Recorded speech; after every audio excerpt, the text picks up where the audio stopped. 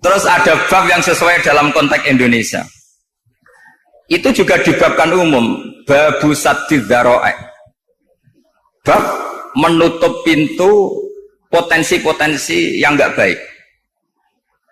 Terus beliau mengutip qala ta'ala wala tasubbul ladzina yad'una min dunillahi fayasubbullaha adwam bighairi ilm.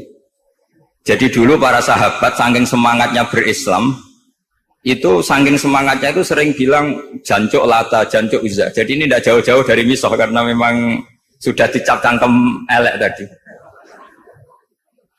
Terus mereka tanya, lalu kalau Tuhan saya jancuk, bahayanya jancuk juga Tuhan kamu. Akhirnya Allah bilang gini, Muhammad, umatmu kandhane aja miso ibro, korbane aku. Makanya terusannya ayat fayasubbuha adwam bi khairi. Dan itu oleh Syekh Izzuddin bin Abdissalam yang dikenal sebagai Sultanul Auliya itu dibabkan mudah sekali. Babu saddid dzara'i. Jadi kalau kamu ingin Allah tidak dipisoi, Islam tidak disakiti, kamu jangan menyakiti agama lain. Itu bagian dari mencintai Islam. Jangan kira kita hormat sama agama lain karena ikrar, tidak, itu bagian dari mencintai Islam. Terus mengutip sekian hadis, la yasubbur rajulu abahu. Sebagian riwayat la yal'anur rajulu abahu. Ada yang baca la yal'ani, terserah lah. Kalau nahiya la yal'an sapa rajulu, terserah lah. Apa khobar bimanal amri, apa bacanya la yal'an itu bisa dipasul masail nanti itu. Jangan sampai seseorang tuh misoi bapaknya. Kata para sahabat, wa kaifa yasubbur rajul abahu. Bagaimana mungkin seseorang misoi bapaknya sendiri?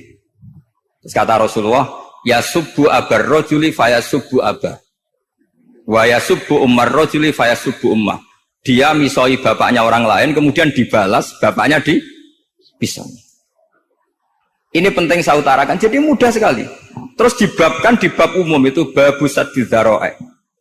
Sehingga peristiwa yang khususiyah ini menjadi bisa ditarik kesimpulan secara umum dan Quran maupun hadis mengawal kita ila yaumil kiamah. Karena kita tidak kehilangan stop untuk memaknai Quran dan hadis dengan cara yang diajarkan Syekh Izzuddin bin Abdissalam yang kita kenal, beliau termasuk Sultanul Ulama.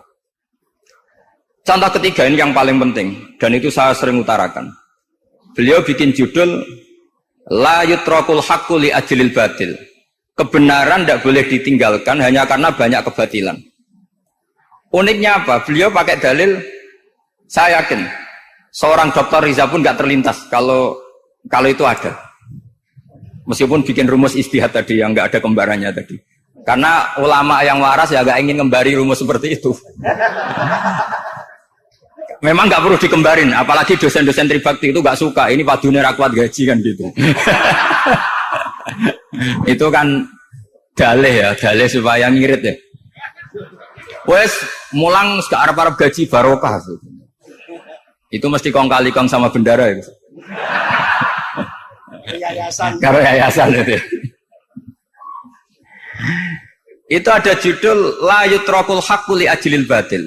Itu uniknya beliau hanya dalil inna sofa wal marwata min sya'airillah faman hajjal baita wa atamara fala junaha alaihi ayyat tawafa bihima. Sofa dan Marwah itu hakikatnya adalah min sya'airillah, termasuk syiar-syiarnya Allah. Maka siapa yang haji maupun umroh enggak apa-apa. Allah dalam bahasakan itu enggak apa-apa, fala junah enggak apa-apa, terus saja tawaf di situ. Memang dalam bahasa Quran enggak bahasa sa'i tapi pakai bahasa tawaf, ayat tawafa bihima. Kata Syekh Izzuddin bin Abdissalam, di sofa ini ada Isab nama berhala, di Marwah ada Nailah juga nama berhala. Yang orang-orang jahiliyah dulu ini menyembah dua berhala ini. Karena ada berhala mereka merasa risih kalau ibadah ritual tauhid di situ. Tapi kata Allah, teruskan saja kamu tawaf di situ atau sa'i di situ. Artinya apa? Kebenaran tetap diperintahkan meskipun ada kebatilan. Jadi gampang sekali. Terus beliau bikin judul la yutrakul haqqu li ajlil batil. Barang hak itu tidak boleh ditinggalkan karena barang batil. Saya di mana-mana kalau boleh dikatakan fatwa.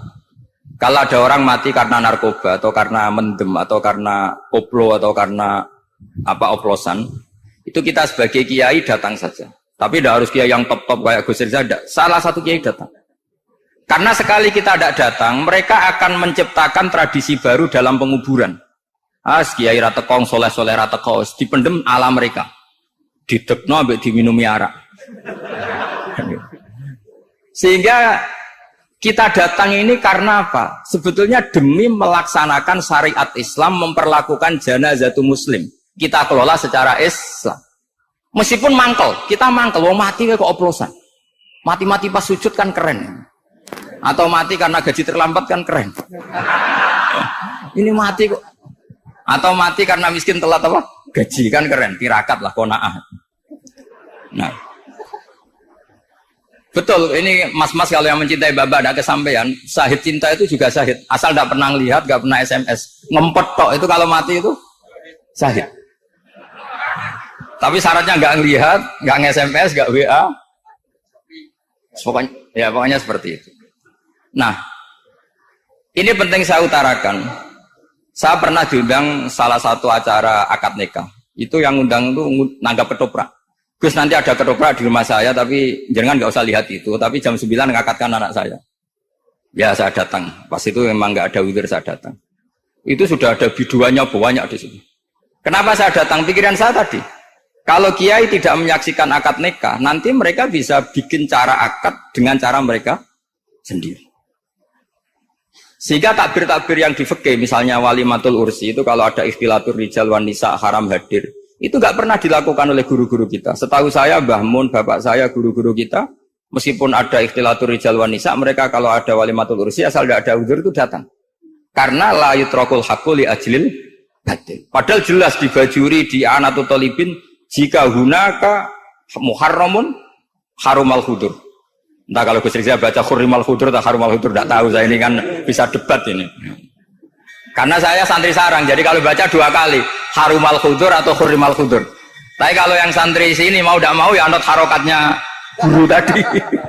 Resikonya nurut itu harus ikut haruma apa khurrima. Kalau saya karena enggak dimaknani, jadi ya bingung. Maksudnya bingung milih, saking banyaknya ilmu. Bukan bingung karena goblok, bukan.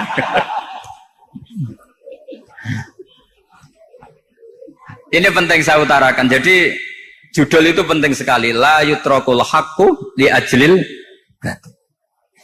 Contoh keempat, babu tolabil manzilah.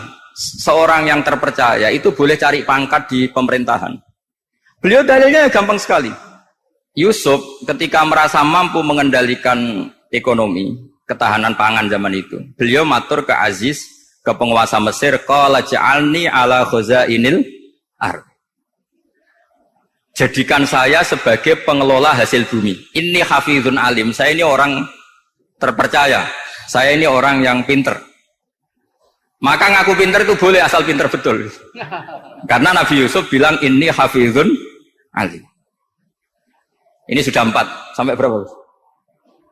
7 sampai 7. 5 aja nanti ilmunya habis. Jadi saya mohon nanti kitab itu saya tinggal 1, tolong dipelajari teman-teman supaya apa ya, ada cara mudah. Dan kitab itu pernah dibaca Syekhina Kiai Maimun di Sarang, pernah tak bawa ke Jakarta, saya diskusikan dengan Pak Profesor Quraisyihab. Terus sekarang juga dalam proses diterjemah. Tapi saya mohon ini yang nggak penting, terjemahnya itu nggak penting. Ini anak-anak Lirboyo kan bisa ngartikan sendiri, bukan sekedar terjemah tapi ngartikan sendiri. Itu unik, cara memahami itu unik sekali dan mudah. Jadi setiap peristiwa khusus itu diberi judul umum. Nah barokahnya judul umum ini, Quran itu menjadi ngawal kita ila yaumil qiyamah. Tapi kalau itu kamu anggap ini peristiwa Yusuf, ini peristiwa Yakub, peristiwa Ibrahim, maka seakan-akan Quran itu tidak untuk kita. Makanya tadi, misalnya wala tasubul ladina dibabkan babu saddid dzara'i. Itu semudah itu, segampang itu. Sehingga dalam kitab Minhajul Abidin diterangkan ada seorang wali yang takut dosa karena banyak perempuan cantik yang pakai celana pendek, banyak bulat loh di dunia itu. Singkat cerita dia uzlah, dia santai-santai di gunung makan rerumputan. Terus ada wali yang kelasnya lebih tinggi. Kamu di sini ngapain uzlah? Kenapa? Meninggalkan dosa. Terus digojlok sama wali yang lebih senior. Kira-kira ya saya Gus Rizal gitu. Kata si wali yang lebih senior tadi, taraktum ummata Muhammadin fi aidil mubtadi'ah. Sebetulnya kamu itu tidak menghindari dosa, tapi malah parah. Ketika umat tidak kamu pimpin, artinya membiarkan dipimpin kelompok lain. Dan itu bisa orang ahli bid'ah, bisa orang kafir, bisa yang lebih menyesatkan. Jadi uzlah itu tidak solusi. Ini pentingnya pembanding. Jadi gak apa-apa nanti setelah saya ngisi, dikasih kesempatan untuk bully saya, gak apa-apa. Saya terlalu sakti untuk dikalahkan. Jadi artinya muhibbin saya itu gak ngefek lah kalau saya diadili siapa? Gus Riksa. Gak ngefek. Jadi menurut saya nanti tak kasih kesempatan untuk ngadili saya. Terus setelah itu selesai, saya tidak jawab lagi. Sebagai latihan calon wali itu harus sabar, man. Jadi wal kadhimin al ghaidha wal afina anin nas. Jadi setelah saya dibully nanti saya bilang sudah saya maafkan, wassalamualaikum, terus gitu. Terus contoh yang paling ekstrim gini Gus Rizal, ada contoh babu jawazin namimah limaslahatin. Bab boleh adu-adu. Adu-adu itu mengadukan satu peristiwa yang buruk ke orang lain karena maslahat. Itu contohnya unik sekali. Saya ini bingung, masa ada namam atau namimah kemudian ditoleransi. Terus beliau pakai dalil wajah arojulum min aqsal madinati yas'a. Qala ya Musa innal mal'a ya'tamiru nabikal yaqtulu kafakhrus innilaka minan nasihin. Musa, saya ini pegawai kerajaan Fir'aun. Saya termasuk perwira di kerajaan Fir'aun. Saya tahu rapat tadi malam itu memutuskan menangkap kamu untuk dibunuh. Maka kamu harus secepatnya keluar dari Mesir. Itu kan sebetulnya tipikalnya agak namimah, adu-adu. Tapi limas lahatin. Itu mudah sekali kitab itu. Jadi saya mohon anak-anak Tribakti yang mau mengkaji Quran ingin alim, pakai kitab itu. Saya jamin kalau khatam pasti alim. Khatam paham maksudnya. Daripada sampean pakai metode usul fikih itu keruwetan, karena selain judulnya sudah ruwet. Usul itu sudah ruwet. Dulu saya ngaji di sarang itu semua satu kelas itu semuanya dapat 4 tuh. Kecuali saya ada dapat nilai karena gurunya bingung biji. Tidak tahu bingungnya itu karena dianggap terlalu alim atau terlalu goblok, tidak tahu saya. Yang jelas usul fikih saya itu nggak ada nilainya. Begini kalau dalam usul fikih kan begini. Ya ini agak menghormati pasca sarjana, jadi agak-agak ruwet biar kesannya itu ya intelek atau pinter lah gitu. Kalau guyon terus itu kan nganggap sampean itu isane mau paham guyon itu. Jadi kan ngergani orang seperti orang guyon terus itu. Tapi ini agak serius. Begini. Misalnya saya sebagai kiai ngundang Zaid, kamu ke sini. Saya jelas sebut Zaid ke sini, ada tamu. Sebetulnya saya ingin Zaid apa ingin cah dalam siapa saja asal bisa melayani tamu. Zaidun itu zikrul ba'di wa iradatil kul apa zikru zaidin fi aini. Itu kan jadi perdebatan di ilmu usul fikih. Ketika Zaid gak ada, terus di situ ada pelayan yang bernama Bakar Umar gak datang, pasti kayaknya marah. Cek sombong ya santriku, tak udang rano sing moro. Terus misalnya anak-anak bilang, Pak Yai Anda kan tadi manggil Zaid, gak manggil kita. Cek goblok maksudku ono sing nyuguhi teh. Ora kudu Zaid, Bakar Umar yo kena. Bocah kok goblok kan mesti gitu. Artinya gini, menyebut aktor dalam Quran atau hadis itu yuradu syakhsun bi'ainihi, apa itu bagian dari zikrul ba'di wa iradatil. Sehingga semua peristiwa di Quran entah itu nyebut Fir'aun berarti mewakili orang tokoh, orang yang lanjut.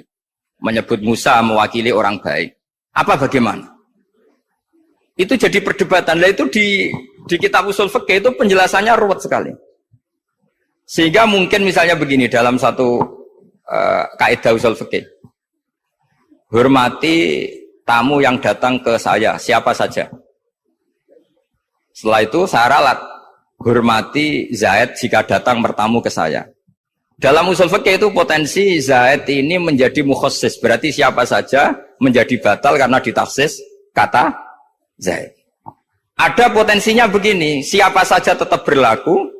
Dan kiai menyebut Zaid adalah zikru ba'di afrodi dzalikal kulli, menyebut individu dari kuliah yang masuk. Jadi tetap hormati tamu siapa saja. Yang termasuk siapa saja adalah Zaid.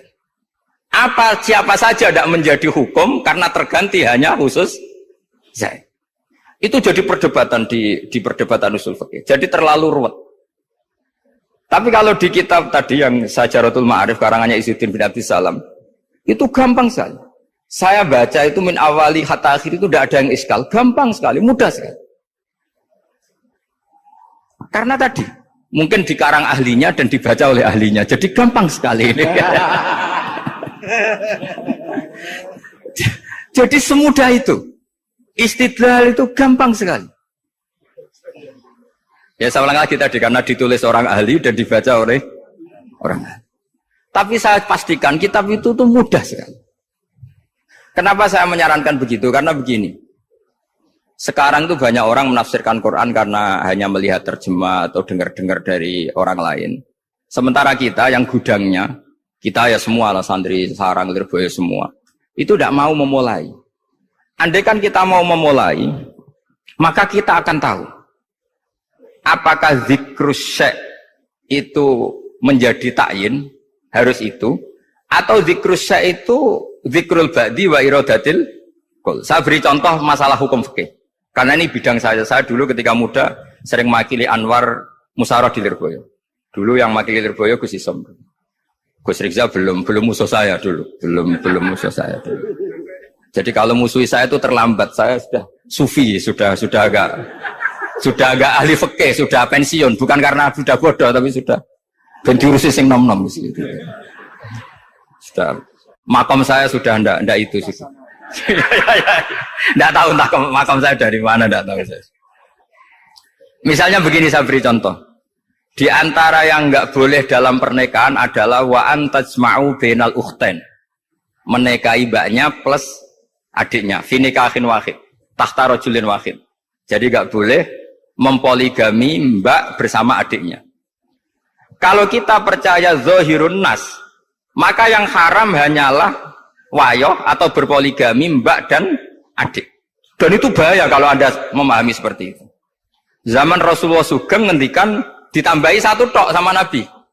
Wala benal mar'ati wa ammatiha wala benal mar'ati wa kholatiha. Itu kalau orang Jawa kan satu, karena bulek dan bude orang Jawa itu sama, dari bapak ya bulek, dari ibu juga bulek. Tapi kalau orang Arab bilang min jatil ab disebut ammah, min jatil dikatakan kholah. Nabi zaman Sugeng itu hanya nambah itu tok. Juga gak boleh menikahi ponaan plus buleknya atau menikahi buleknya plus ponaannya. Kemudian oleh ulama fikih ditambahi satu kaidah. Dua perempuan yang kalau saja laufurido itu kalau saja diandekan yang satu lelaki tidak boleh nikah, maka orang ini tidak boleh dijamu dikumpulkan tahta rajulin wahid. Berarti memasukkan siapa saja?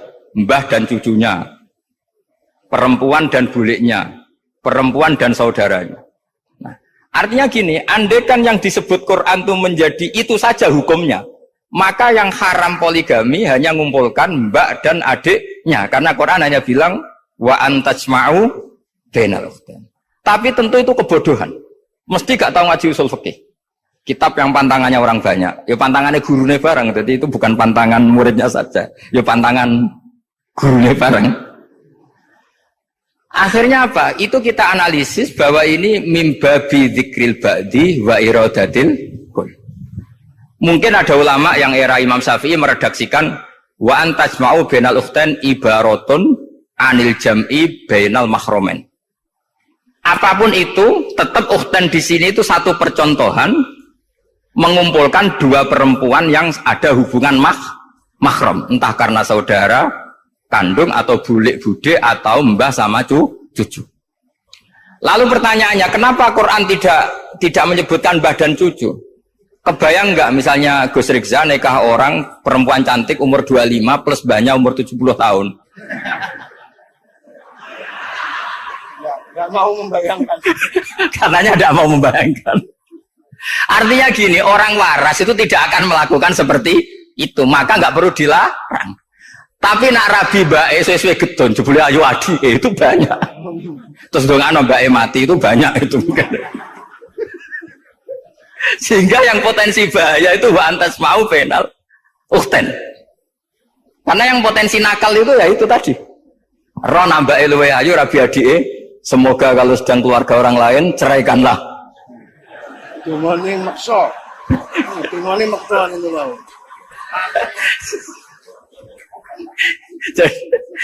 Jadi ini penting saya utarakan. Jadi ini serius tapi saya tetap rileks. Jadi mohon dipelajari lah usul fikih. Kalau usul fikih Anda kesulitan, pelajari saja kitab Syajaratul apa? Ma'arif. Nanti kitabnya saya titipkan siapa saja Pak. Insya Allah sampai ke kursi saya. Apa kitab Syajaratul Ma'arif. Itu menurut saya kitab terbaik dalam mempermudah memahami Quran. Ya modelnya begitu. Misalnya tadi babu nafil ibad bikulil bilad. Bab seorang hamba sebaiknya di mana saja bermanfaat. Terus cerita tentang Nabi Isa wa ja'alani mubarakan aina makun. Saya masih ingat baca kitab supaya Pondok Lirboyo bangga bahwa cucu muridnya alim alama. Jadi ini bagian dari itu. Wong putu muridnya we alim, bangunnya murid Lirboyo alim, wong putune we alim kan gitu. Jadi kalau sampai ndak alim dosa gede. Saya kata Gus Kafabi kan putu murid, wong putune we alim mosok muridnya gak alim. Awas nak keman gak alim, sini-sini wong. Jadi harus mengkaca putune we alim, apalagi anak pas. Apalagi anak pas.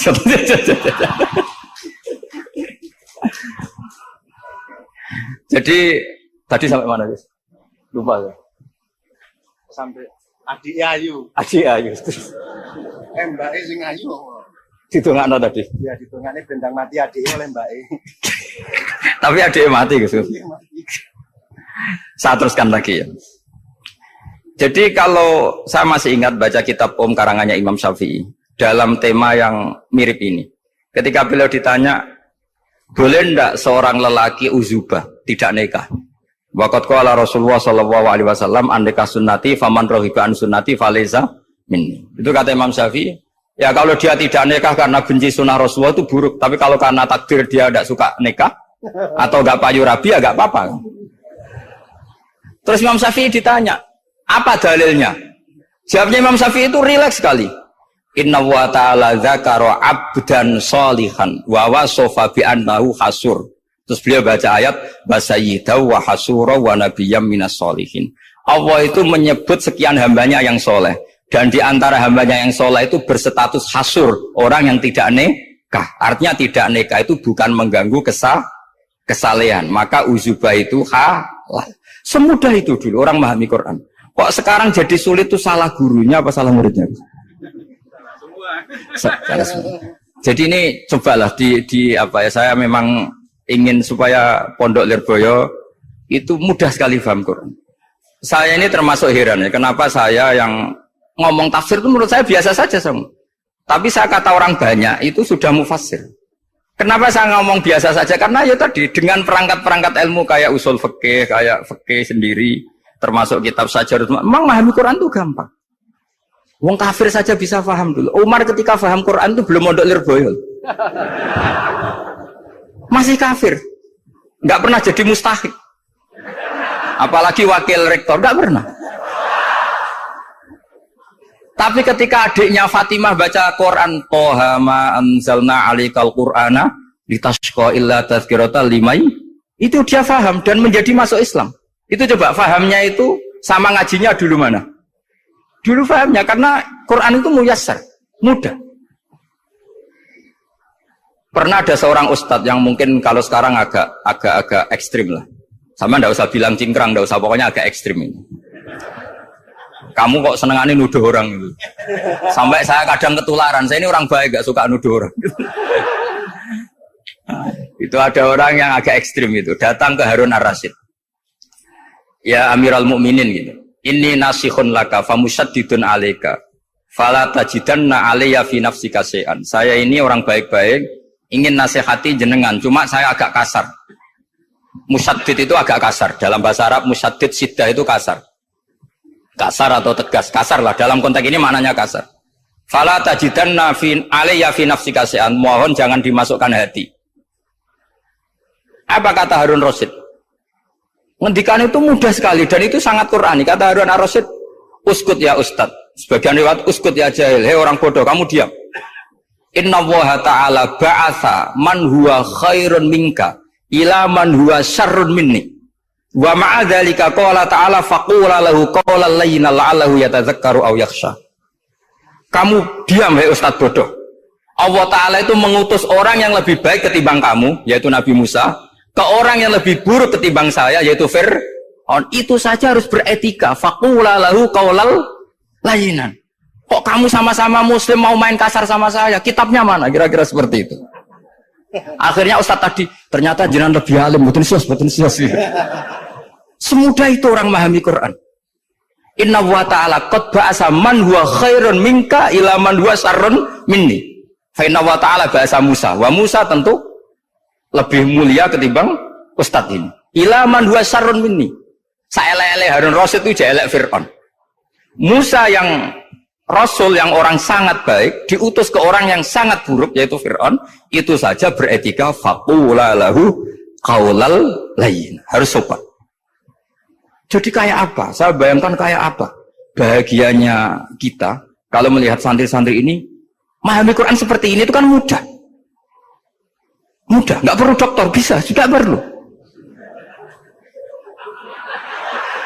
Bisa, maksudnya bisa.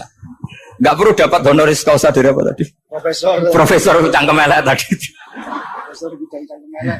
Jadi karena Quran itu dalil, kata Ibnu Abbas, Al-Quran dalil itu mudah ditaklukkan. Dibawa kemana saja itu bisa.